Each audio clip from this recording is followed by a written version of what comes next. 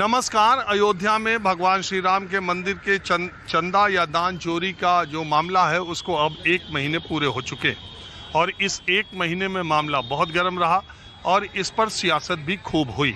आज मैं लखनऊ में हूँ और ये सिर्फ जानने के लिए कि उत्तर प्रदेश के जो विधानसभा के चुनाव हैं कुछ महीनों के बाद होने, 2024 में लोकसभा चुनाव में समाजवादी पार्टी ने भारतीय जनता पार्टी के लखनऊ और दिल्ली नेतृत्व को चौंकाते हुए इंडिया गठबंधन ने 43 सीटें जीत ली थी। अब श्री राम मंदिर और अयोध्या, हालांकि 2024 में प्राण प्रतिष्ठा समारोह के बाद भी भारतीय जनता पार्टी न सिर्फ अयोध्या बल्कि आसपास के अगल बगल की 1 दर्जन लोकसभा सीटें हार गई। अब सवाल ये उठ रहा है कि ये चंदा चोरी का जो मामला, दान चोरी का जो मामला उठा है, इससे ये विधानसभा में एक चुनाव का मुद्दा हो सकता है। अखिलेश यादव ने जिस तरह से लगातार इस पर ट्विटर के माध्यम से बीजेपी या सत्ता पक्ष को घेरने की कोशिश की है, उसका कोई असर आम जनता पर है?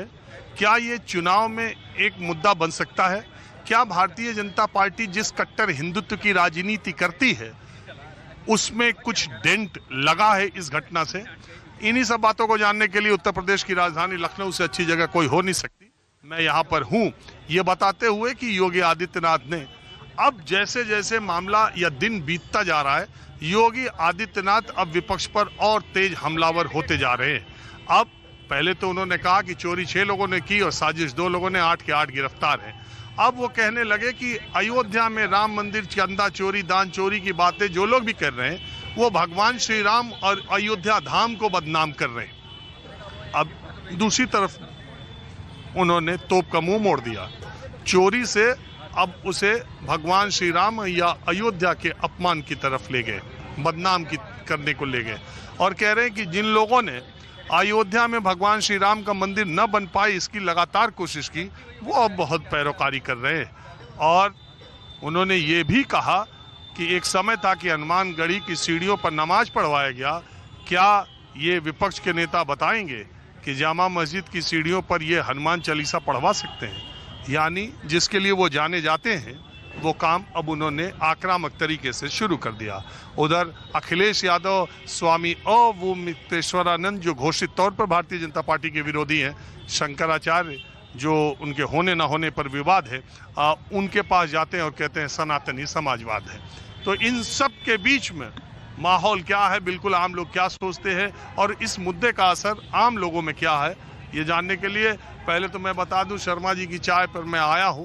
ये शर्मा जी की चाय लखनऊ का एक सिग्नेचर हस्ताक्षर बनता जा रहा है। अभी कौन सा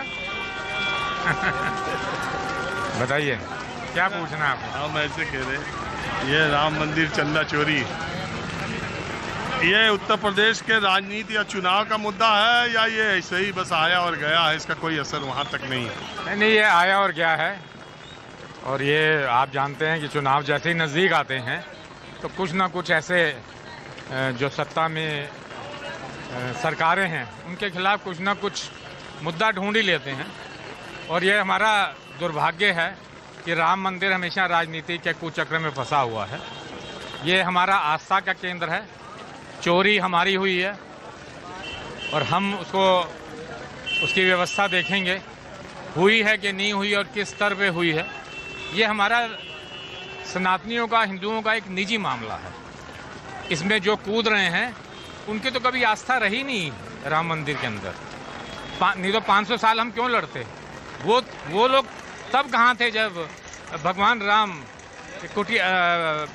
टेंट के नीचे बैठे हुए थे, तो तब उनके अंदर वो भावनाएं नहीं जागी थी जो आज इनको चंदा चोरी पे इतनी बड़ी बड़ी बातें कर रहे हैं। तो ये हमारा दुर्भाग्य है। हमेशा से सनातनी और हिंदू चुनाव में आते ही इनका राजनीतिकरण हो जाता है।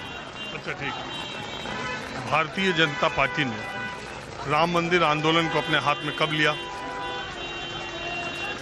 हाँ, लिया उन्होंने ये अब हो गए। अगर मुझे जब मैं इसका पूरा आपको आंकलन नहीं दे सकता कि कब लिया है, मतलब आप मान के चलिए कि 10-15 साल तो हो गए जब इन्होंने पूरा आंदोलन के ऊपर अपनी ताकत। 36 साल हो गए 90 के बाद। हाँ, 90 के बाद।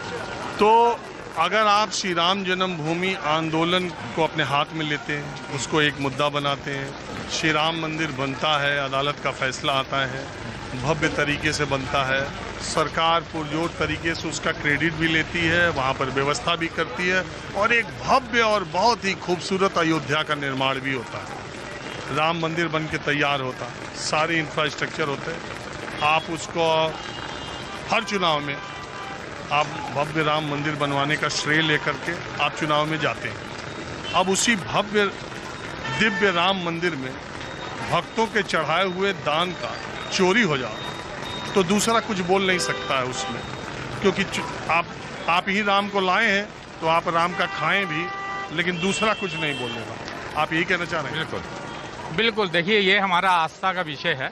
हम जब वहाँ पर चंदा चढ़ाते हैं तो हम वो भगवान के समक्ष वो पैसा, वो सोना, वो चांदी नहीं चढ़ाते, हम अपनी आस्था चढ़ाते हैं। तो इससे दोनों अगर परिप्रेक्ष्य को अलग अलग करके देखा जाए तो आपको भावनाएं समझ में आएगी। आप जब भी चंदा चढ़ाते हैं तो आप उसका हिसाब मांगने तो नहीं जाते, लेकिन वो लोग कौन है जो आज कहते हैं कि हमने चंदा दिया और हमको चंदा वापस चाहिए? वो लोग कौन है? वापस तो कोई नहीं मांगा हमारे समझ। दिग्विजय सिंह ने मांगा। ऐसे मैं आपको 10 एग्जाम्पल दे सकता हूँ।